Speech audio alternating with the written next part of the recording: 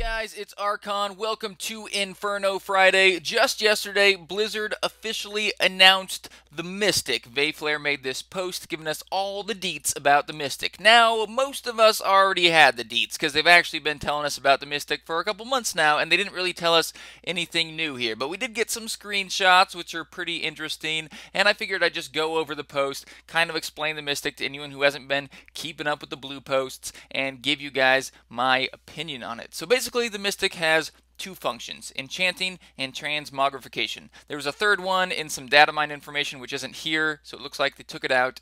But enchanting is basically replacing one affix with another affix. If you get a rare or a legendary item, you can re-roll one affix on that item, but only one. It locks the rest of the affixes at that point, but you can keep re-rolling that one affix as much as you want. Each time you re-roll it, there's a list of possible affixes you can choose from. You pick which one to replace it with, and you always have the original affix as one of the choices. So not to worry, you can keep re-rolling that affix until you get the one that you want, and you'll never get something worse. If you're trying to replace a strength roll, strength will always be one of the options.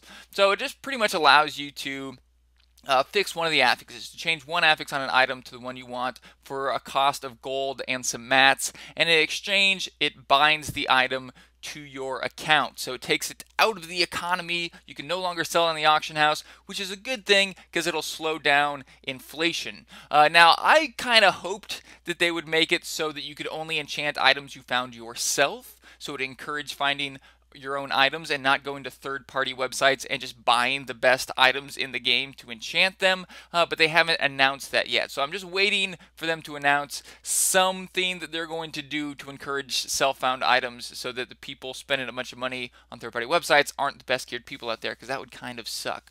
And then the second feature that the Mystic has is transmogrification. This is basically making one piece of gear look like another piece of gear. So through leveling up the Mystic, common, magic, and rare item appearances will unlock. You can change those out however you want, but legendary and set item appearances will only unlock after you've identified them. So as you identify set items, you can make any of your other pieces of gear look like that set or legendary item. So you can really customize your look of your character without having to change out any of the gear. Now there is some limitations. For example, you can't make your one-handed mace look like a giant two-handed sword. It has to have the same animation so it's consistent with the animation of the weapon you're actually using. But other than that, you can transmogrify your gear however you want, and you'll also be able to dye all gear, including legendaries, to whatever color you want in Reaper of Souls. So lots of customization on how you look in Reaper of Souls. I'm really excited to see how people use this. However, I don't think I'll get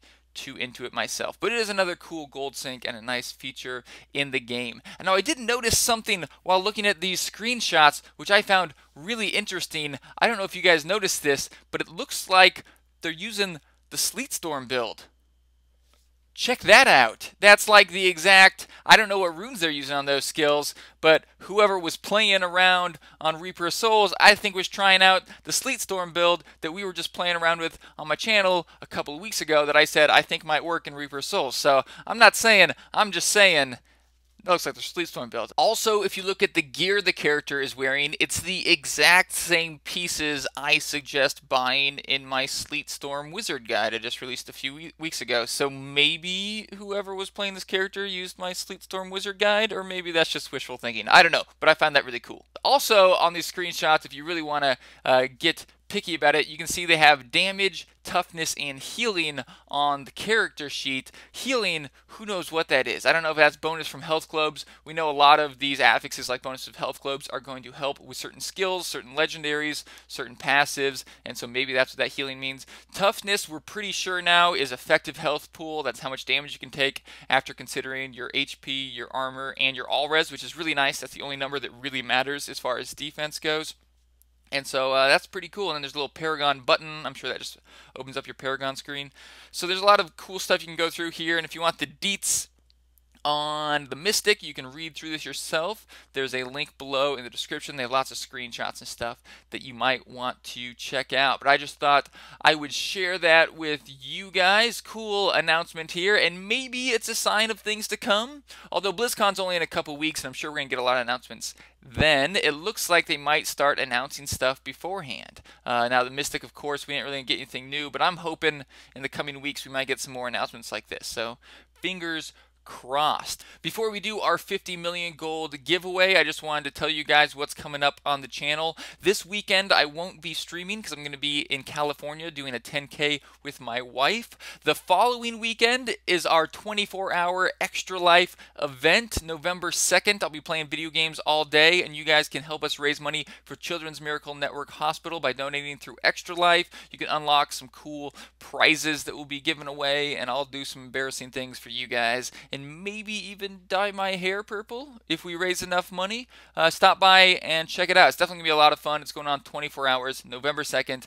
Be there. And then the following week is BlizzCon, so I won't be streaming, but I'll have lots of fun things to share with you guys from BlizzCon. Also, later today, I should be posting an interview that me and Twiz from Twizcast did with the Hearthstone developers. It's a really cool interview. We actually did it like 3 weeks ago, and I'm just getting around to posting it. So you guys might have already seen it. BlizzPro already posted it, but I wanted to put it on my channel so all of you guys could see it as well. So keep an eye out for that. Before I end the video, let's do our 50 million gold giveaway. Each week, I randomly pick one comment below the video, and that person wins 50 million gold on EU or US. Last week's winner was Mr. Octopus Prime. He said Reaper of Souls for the win. So congratulations, Mr. Octopus. All you have to do if you win is message me on YouTube with your battle tag, and I'll get you 50 million gold as soon as possible.